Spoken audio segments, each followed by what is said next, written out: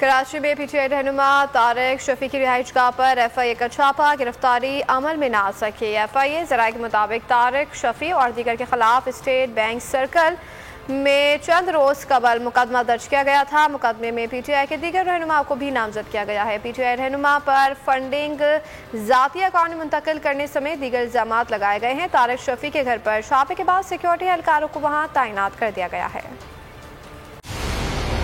मंजिल, रास्ता, जज्बा,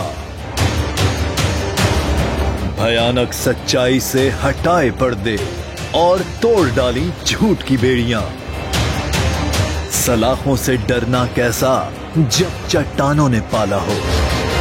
इमरान खान बोल के साथ जुम्मे से इतवार रात 10 बजे सिर्फ बोल न्यूज पर। सबसे ज्यादा व्यूज, सबसे ज्यादा रील्स और सबसे ज्यादा रेटिंग के साथ बोल अब भी नंबर 1 पोजीशन पर बरकरार।